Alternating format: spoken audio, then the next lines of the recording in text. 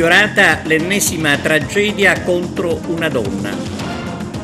Oggi si festeggia il santo patrono anche dei bambini. Un esempio da imitare a Fontanelle. Un importante cambiamento della città di Palermo con il progetto Luci sul mare. Una piattaforma che crea confusione, quella sullo sconto dei biglietti aerei. I gol della giornata di Serie D Girone I.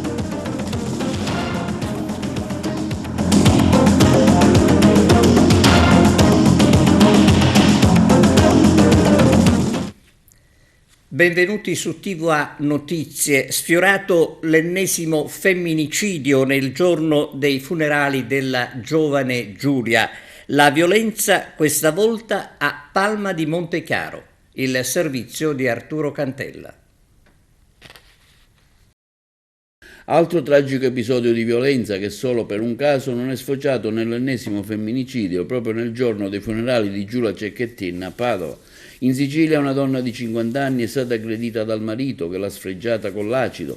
La vittima aveva già denunciato le violenze in famiglia e per questo motivo, insieme alla figlia minorenne nata da una precedente relazione, era stata alloggiata in una comunità protetta il cui indirizzo era mantenuto rigorosamente segreto per non consentire all'uomo di avvicinarle. Da metà novembre la madre e la figlia non vivevano più nell'abitazione di Palma di Montechiaro. Nella tarda mattinata la donna è stata costretta a tornare a casa per prendere dei vestiti. Ad attenderla l'ha trovato quello che almeno formalmente era ancora suo marito. L'uomo, Saro Gioacchino Morgana di 48 anni, con diversi precedenti penali, aveva evidentemente pianificato tutto, atteso la moglie nascosto dietro la porta e quando la donna ha varcato la soglia le ha lanciato contro dell'acido.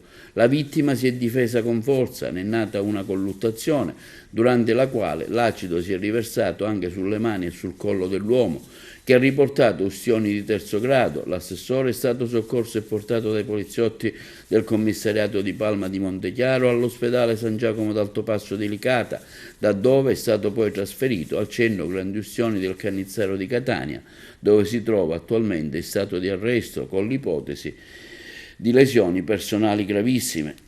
Sul gravissimo fatto è intervenuto immediatamente il sindaco della città Stefano Castellino. Un episodio terribile, assolutamente inaccettabile, quello che è accaduto nella nostra comunità. La notizia, continua il sindaco, ci riempie di sgomento e rabbia. La violenza domestica e il suo manifestarsi in maniera così cruenta rappresenta un male profondo che attanaglia la nostra società e va combattuto con fermezza.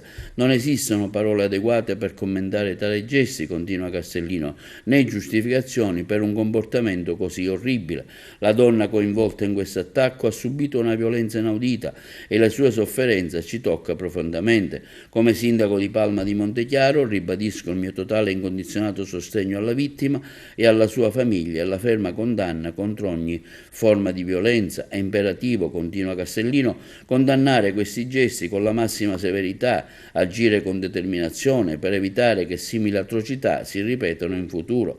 Come società tutta abbiamo la responsabilità di adottare misure concrete per contrastare la violenza domestica e sensibilizzare la comunità sui gravissimi rischi e irreparabili pericoli commessi. Mi preme sottolineare che solo poche settimane fa avevamo lanciato diverse iniziative in collaborazione con l'assessore Rosaria Loggia per sensibilizzare la cittadinanza in occasione della giornata mondiale contro la violenza sulle donne. Questo fatto dimostra Castellino che occorre fare sempre più e intensificare i nostri sforzi per garantire la sicurezza delle donne nella nostra comunità. La lotta contro la violenza domestica richiede impegno di tutti noi e insieme possiamo costruire una società più sicura e rispettosa a tutti. Ci auguriamo, conclude Castellino, una pronta guarigione che quanto accaduto non si abbia mai più a ripetere. Due persone di Catania, il padre di 42 anni e il figlio di 19, sono finite in carcere per detenzione di sostanza stupefacente ai fini di spaccio, detenzione di arma clandestina, detenzione abusiva di arma e munizionamento e ricettazione. Gli arresti seguono alle blitz nelle abitazioni dei due nel quartiere San Giorgio, dove i carabinieri hanno scoperto oltre 16 kg di marijuana, quasi 2 kg di hashish, svariate dosi di cocaina, chetamina, ecstasy estasi e materiale per il taglio e il confezionamento. Alla lista si sommano un fucile calibro 12 a canne mozze, oggetto di furto nel lontano 1990 a Palagonia, una pistola di fabbricazione belga calibro 38, 40 cartucce di vario genere e oltre 1.500 euro in contanti. La droga e il materiale d'armamento è stato ritrovato in una stanza dell'appartamento dove erano presenti anche strumenti musicali, una pianola, apparecchi tecnici di registrazione e un libro dal titolo Le barzellette sui carabinieri. Il 42enne arrestato è un noto cantante neomelodico catanese originario del quartiere di Picanello, con precedenti penali per reati contro il patrimonio, già denunciato dai carabinieri nel 2019 per detenzione e spaccio di droga. Le armi e il munizionamento verranno inviate alla RIS dei carabinieri di Messina per le analisi balistico-dattiloscopiche e per verificare se siano state utilizzate per la commissione di delitti. La droga sequestrata verrà invece esaminata dal laboratorio analisi sostanze stupefacenti di Catania. Oggi si festeggia San Nicola, uno dei santi più popolari del cristianesimo, il cui culto segue quello per la Madonna. La tradizione vuole che San Nicola porti i regali ai bambini, da qui la figura di Santa Claus. San Nicola è il patrono del quartiere agrigentino di Fontanelle, dove alle 18 avranno inizio i vespri solenni e la messa. E San Nicola è il patrono di Cammarata, dove viene festeggiato solennemente. Pomeriggio in corteo l'amministrazione comunale dal municipio raggiungerà la matrice per un omaggio floreale al patrono. Al termine della messa delle 19 il mezzo busto del santo contenente una reliquia verrà portato in processione per le vie del centro storico. A seguire ci sarà la tradizionale scinnuta della Immacolata. Un encomiabile esempio di protagonismo civico arriva da Fontanelle, grazie all'iniziativa del titolare di un'azienda specializzata nella vendita di autovetture. Stiamo parlando di Ninni Russo dell'omonima azienda, il quale dopo aver disposto la pulizia delle aiuole collocate all'impocco del viale Sicilia ha provveduto ad abbellire i luoghi creando, si può dire, l'unico panorama natalizio della zona. Il protagonismo civico sopperisce così alle carenze pubbliche e sarebbe il caso che altre attività di Fontanelle imitassero il gesto di Russo. È poco chiara la piattaforma della Regione per lo sconto sui biglietti aerei. Insomma, volare per la Sicilia continua ad essere un problema. Il servizio di Margherita Truppiano. Studiata a tavolino come ennesimo specchietto per le allodole per i siciliani. Dunque l'altisonante e diffuso a suon di titoloni impegno della regione siciliana contro il caro ai voli potrebbe rivelarsi quasi una bufala, quasi, lo sottolineiamo, perché entrando sulla piattaforma e registrando i propri dati, subito dopo bisogna dichiarare o di essere studente o di avere più del 67% di invalidità o di possedere un ISEE inferiore a 9.360 euro. Il tutto, come è giusto sia, con assunzione di responsabilità in caso di dichiarazioni mendaci. E allora ci chiediamo: perché si parli di un rimborso per i siciliani residenti? Perché si continuino a cercare altre compagnie che possano aderire alla campagna di propaganda? Perché si continua a prendere in giro il popolo siciliano? Attendiamo risposta. Un importante cambiamento per la città di Palermo grazie al progetto Luci sul Mare, realizzato con i fondi dell'Unione Europea. Tra gli obiettivi raggiunti anche un nuovo impianto di illuminazione. Ascoltiamo l'ingegnere Roberto Cairone, responsabile del progetto. Nell'ambito del PON Metro Città di Palermo, l'amministrazione comunale ha realizzato un intervento che si chiama Porto Finicio Luci sul Mare. È stata realizzata l'illuminazione degli assi viari appunto principali e l'illuminazione della passeggiata. Oltre a questo sono stati realizzati anche degli apparecchi di illuminazione di tipo incassato dal pavimento che servono per illuminare le mura delle cattive. Una caratteristica essenziale dell'intervento è quella dell'efficientamento energetico. Abbiamo installato degli apparecchi di illuminazione che, oltre a rendere più luminosa e più viva la luce delle aree, consentono di raggiungere un livello di risparmio energetico di almeno il 50%. L'area nella quale è stato realizzato l'intervento è un'area di elevato pregio storico, artistico e culturale. Abbiamo utilizzato degli apparecchi di illuminazione a LED che, anziché avere il classico colore bianco, ha virato la temperatura di colore in una temperatura più calda, in maniera tale da raggiungere dei livelli che siano simili a quelli del centro storico delle città. Abbiamo utilizzato dei sostegni che sono dei sostegni del tipo Palermo, così detto, utilizzati nel centro della città, centro storico e nelle aree di particolare pregio.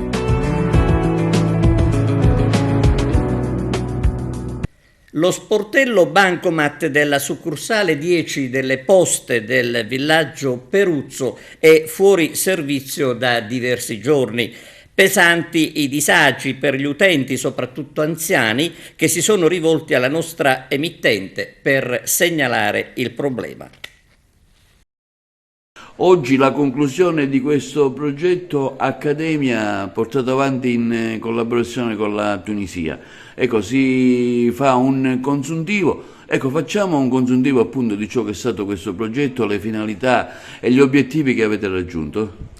Allora, è un progetto di cooperazione, come ha detto lei, transfrontaliera Italia-Tunisia, ed è un progetto che ha due tipi di attività, una incentrata sul patrimonio culturale e una sullo spettacolo teatrale, sulla rappresentazione teatrale.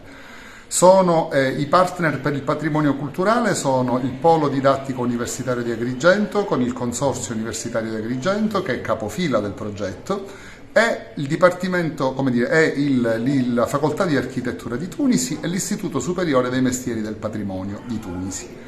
Per la parte del teatro invece abbiamo avuto il Teatro Stabile di Catania e la Cité de la Culture di Tunisi. Io sono il coordinatore scientifico del progetto per la parte legata al patrimonio culturale. L'attività è consistita in un'attività di formazione indirizzata a 10 studenti italiani e 10 studenti tunisini che si sono incontrati sia qui ad Agrigento che a Tunisi, si sono conosciuti e hanno lavorato insieme, stabilendo dei legami di amicizia e di fratellanza, lo posso veramente dire. E poi un'attività di mobilità di docenti e di laureati o dottorandi che da Agrigento sono andati a Tunisi e viceversa, per conoscere i sistemi formativi delle due università e stabilire contatti per la programmazione di percorsi formativi comuni nei prossimi anni. Oggi la conclusione di questo progetto, un progetto tra Italia e Tunisia che ha visto appunto le due istituzioni e gli studenti confrontarsi su alcune progettualità. Sì, il progetto Accademia è un progetto che mira alla valorizzazione del patrimonio materiale e immateriale attraverso la valorizzazione dei teatri antichi e moderni delle due sponde, sia ad Agrigento che a Tunisi. Ha visto la realizzazione dei rilievi 3D del Teatro Pirandello e del sito archeologico di Morgantina e una coproduzione teatrale dal titolo Albatros fatta dal Teatro Stabile di Catania e dalla Cité della Cultura Teatro dell'Opera di Tunisi, che ha come tema le migrazioni clandestine.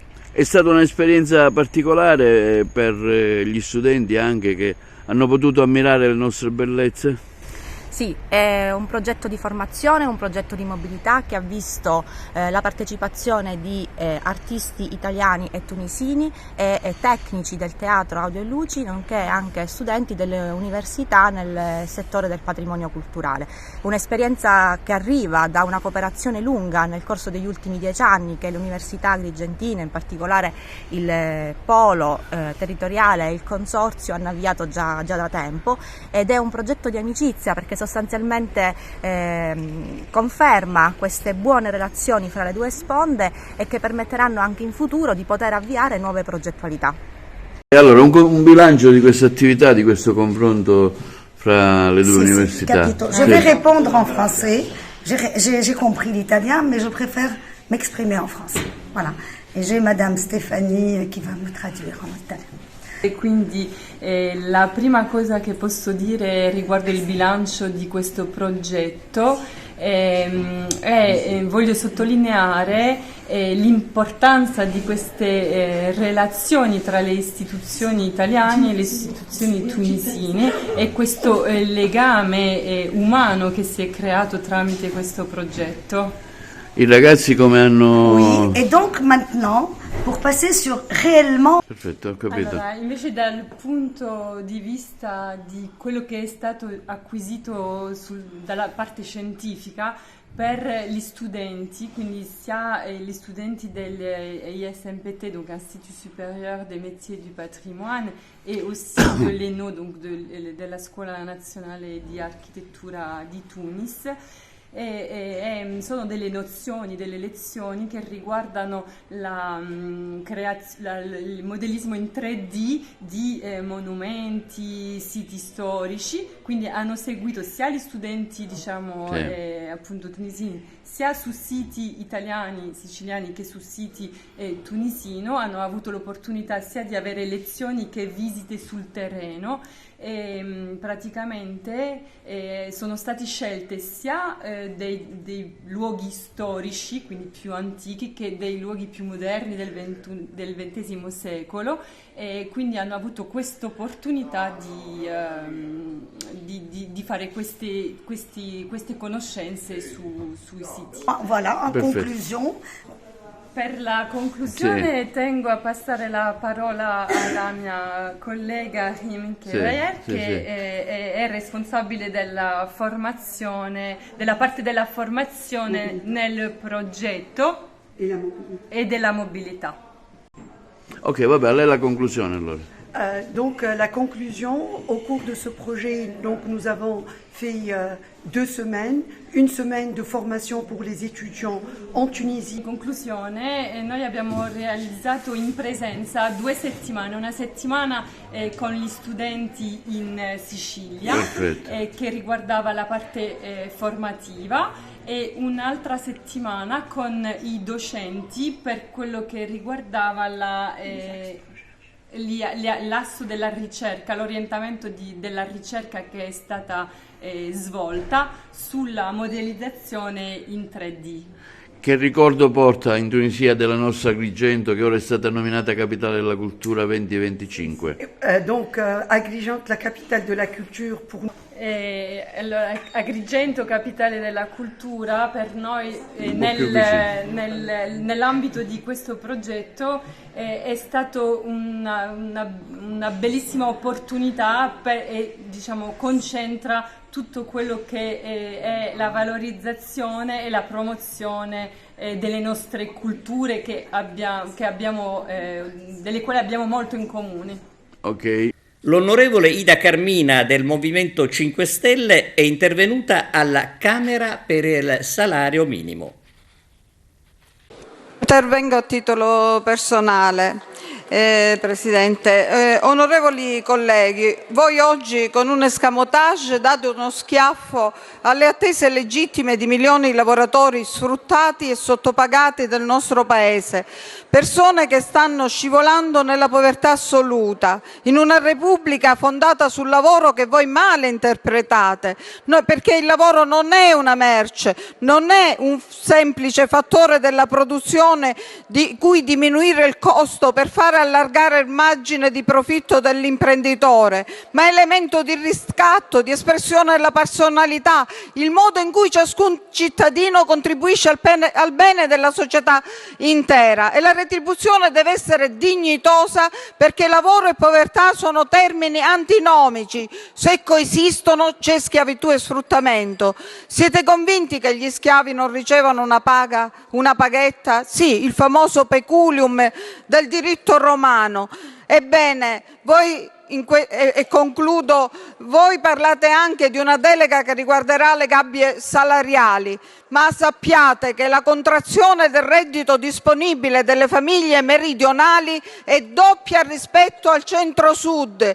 Voi state bloccando il salario minimo, ma non bloccherete la fuga dei giovani, dei lavoratori sfruttati che andranno via. Pala Congressi Festival, l'iniziativa promossa dal Parco Archeologico Valle dei Templi. Ci sono le interviste di Arturo Cantella. Si presenta oggi la rassegna jazz, qualche giorno di jazz qui al Pala Congressi, un momento sicuramente anche un po' diverso in attesa del Natale. Sì, non solo jazz, ma un cartellone vario che inizia a dicembre ma finisce a maggio e che riguarda, oltre alla musica jazz, il cinema d'autore, ma che riguarda soprattutto il teatro e anche teatro cabarettistico, quindi riportiamo e ripartiamo da questa apertura di questo magico centro che ha delle sale polifunzionali, per cui ci sarà una parte di attività culturali nella sala Zeus che sarà messa a disposizione di tutti, perché saranno eventi gratuiti, sebbene siano comunque di qualità eccelsa come la musica jazz del cinema, ma una parte importante cartellonistica che nasce quest'anno, ma è un punto di partenza che riguarderà la sala Empedocle da 1000 posti. Quindi oggi noi siamo felici di poter riaprire con un progetto compiuto di utilizzo e offrirlo non solo alla città ma all'intero territorio provinciale. Vediamo a fianco a lei un grande attore famoso che porta sempre Agrigento in alto nell'immagine anche cinematografica e non solo. Come mai? Perché abbiamo pensato che questa attività culturale dovesse avere un direttore artistico, per cui quando l'abbiamo proposto a Gaetano Aronica ha accettato ed è lui che poi assieme alla direzione, ma soprattutto dalla sua intuizione, ha pensato e scritto questo cartellone importante che finirà proprio a maggio. Gaetano, trovi anche il tempo per dedicarti ad Agrigento col jazz? Agrigento col jazz non ha bisogno di me, perché devo dire che da spettatore mi diverto sempre e divertirmi è poco. Ultimamente ho visto Francesca Tandoi, ho volato proprio come Peter Pan, che è uno degli spettacoli del cartellone che presentiamo proprio oggi. Peter Pan con il grande Gio Di Tonno. È uno spettacolo che è molto importante e si iscrive in una strategia culturale che ho detto molto precisa, che va a coprire un certo tipo di teatro alto, parliamoci chiaro, abbiamo scelto un teatro alto e abbiamo scelto anche dei personaggi che per un motivo o per un altro non sono mai venuti qui, per cui che il pubblico vorrebbe tanto conoscere, soprattutto il pubblico più giovane, perché il teatro non è più quello dei vecchi mostri, dei mostri sacri ai quali io mi inchino, ma c'è un teatro nuovo, che è quello della mia generazione, con dei volti che ancora la gente non conosce. È chiaro che uno spazio così importante, quando apre, non può ricalcare le orme di altri, deve avere una sua vita autonoma di grande respiro. Chiamare qui Fabrizio Gifuni, premio Davide Di Donatello e Nastro d'Argento 2023, Giorgio Pasotti, Alessandro Gasman, Gio Di Tonno, Alessio Vassallo, il Mimì del giovane Montalbano, per cui per il pubblico dei più giovani un punto di riferimento, e poi ancora Andrea Scanzi, il più grande polemista del momento, assieme a un altro che gli fa da specchio, talmente sono lontani, che è Teo Mammucari, cioè per cui abbiamo, e poi Valentina Persia, le quote rosa, che mi sembra ne avremmo volute altre, ma le avremo credo negli anni futuri, nel prossimo anno e ancora adesso. Dicevo, la cosa importante, e mi fermo perché oggi è una giornata bellissima, perché Agrigento inaugura un nuovo spazio teatrale, dando segno di salute, di vitalità, di fiducia nel futuro. Questa è la cosa più importante, laddove un nuovo spazio deve integrarsi e persino farsi guida di altre attività nel momento in cui ha le idee magari più chiare di altri. Noi ce le siamo chiarite. Io ringrazio infinitamente il direttore Roberto Sciarratta che mi ha dato questa possibilità. Per me venire ad Agrigento è sempre un onore, figuriamoci al Pala Congressi, che è un po' la sede invernale, il salotto invernale della Valle dei Templi, dove siamo nati e cresciuti. abbiamo un amore profondo. E per questo vogliamo che il teatro non finisca nelle 2 ore di rappresentazione, così come non finisce il jazz, perché l'altra sera eravamo tutti in piedi a parlare per 1 ora, è durato più il dopoteatro del teatro, che è un po' quello che a me piace, che la gente discuta, crei, intuisca, suggerisca, sia protagonista. Diceva Giorgio Strehler, e chiudo, non esiste un teatro se non c'è un pubblico, e il pubblico si crea, non si crea in un giorno, noi cominciamo oggi. Una rassegna qui al Palacongressi di jazz, una cosa diciamo che mancava alla città anche per riprendere un po' l'attività del Palacongressi, una delle più belle strutture agrigentine. Sì, oggi l'amministrazione comunale che rappresento fa il plauso all'attività del Palacongressi, del parco, per aver riabilitato in senso lato del termine del Palacongressi a tanti eventi, non sono solo musica ma c'è anche teatro, c'è prosa, c'è comicità, insomma ci sono tantissime iniziative come la Casa di Babbo Natale che anche per quest'anno si ripeterà e quindi vedrà questo spazio dedicato anche ai giovani, uno spazio che viene riconsegnato alla cultura, viene riconsegnato alla fruizione dei più, quindi veramente è un momento di orgoglio per Agrigento, perché avere questo spazio a disposizione, specialmente in un momento dove sempre più ci avviciniamo a vivere l'anno di Capitale Italiana della Cultura, è sicuramente un valore aggiunto alla nostra attività, quindi l'attività dell'amministrazione in questo caso è solo di sostegno e supporto a quelle che sono le azioni svolte dal parco, che con un'attività di sinergia sicuramente vedrà altre iniziative che presenteremo proprio nelle prossime ore insieme al parco, anche l'amministrazione, per esempio pensiamo alle fabbriche chiaramontane che saranno presentate domani,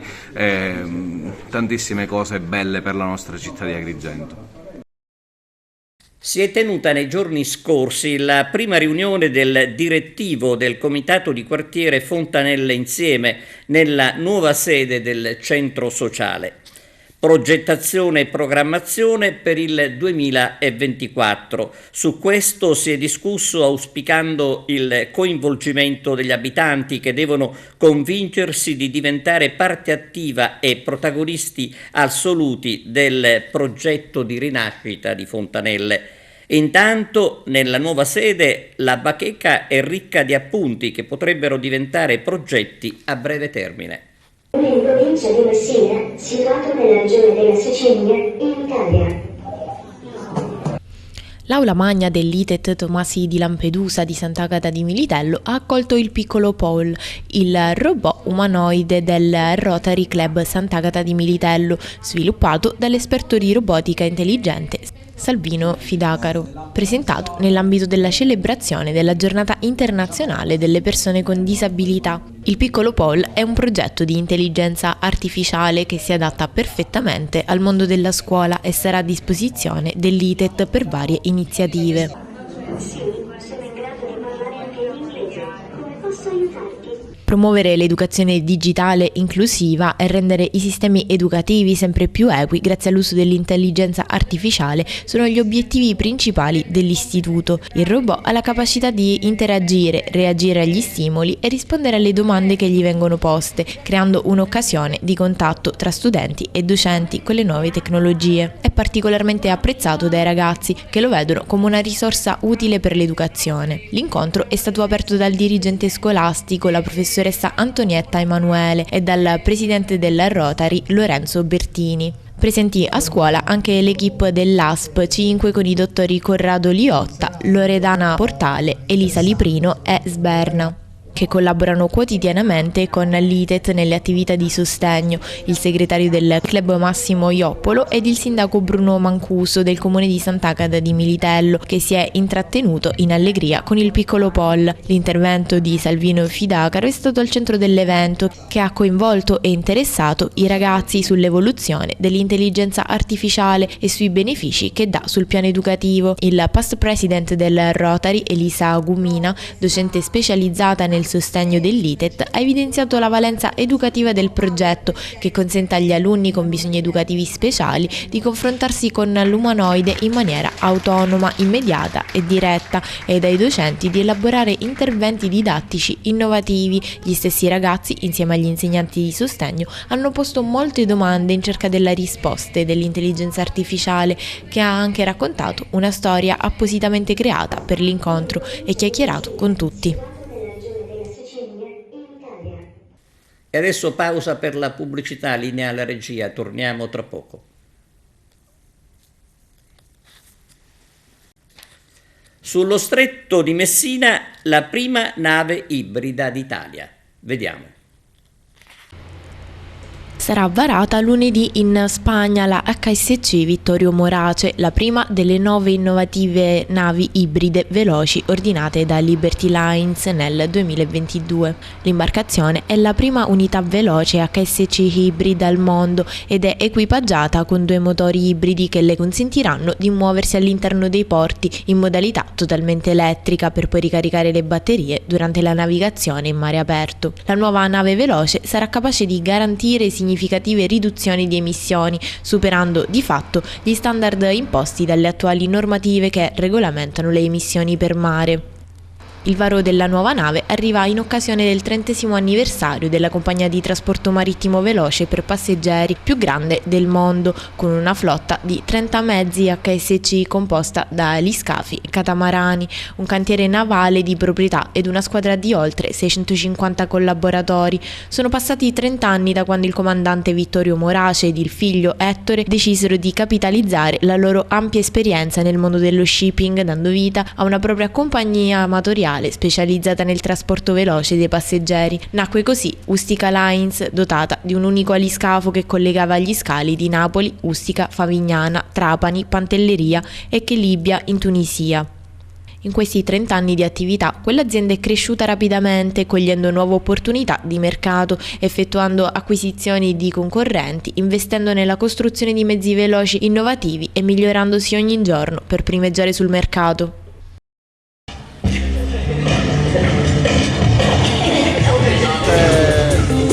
Una grande partecipazione soprattutto di giovani, e questo è importante perché vuol dire che stanno affrontando con grande coscienza questo fenomeno.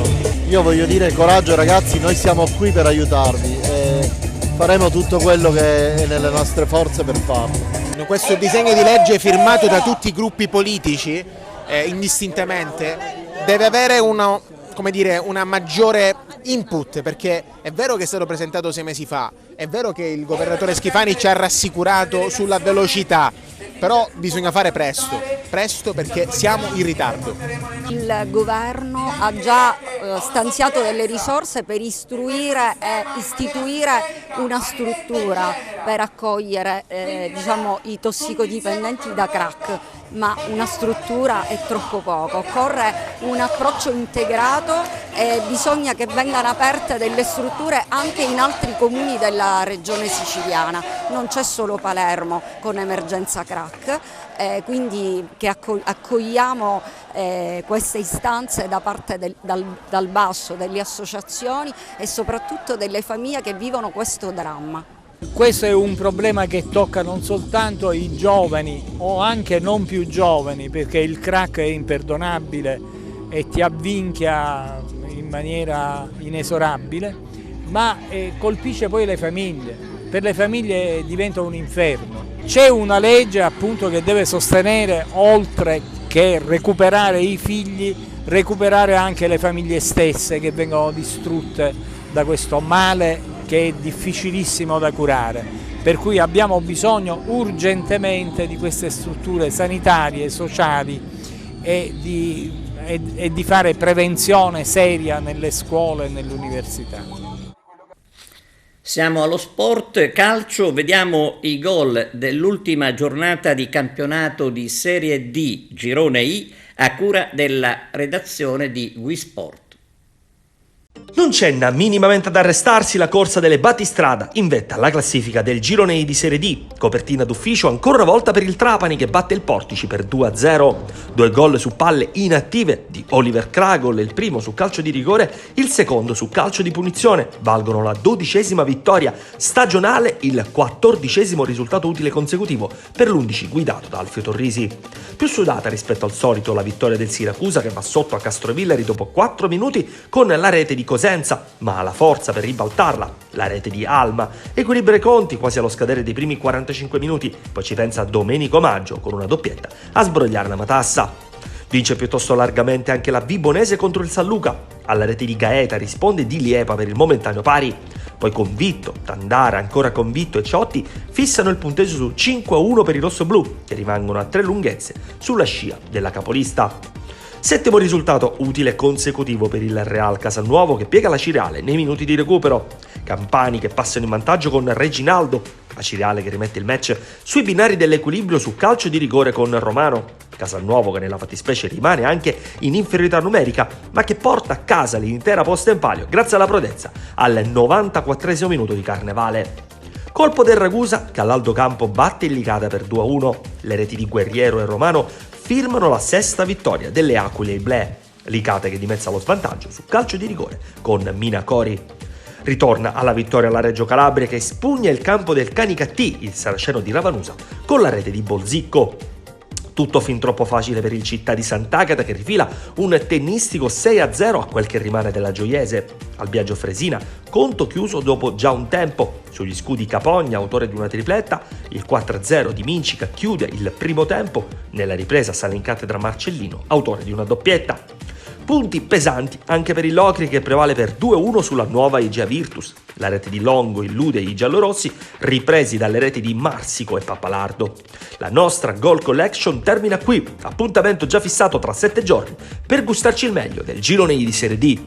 Ed è tutto, grazie per la vostra attenzione e arrivederci.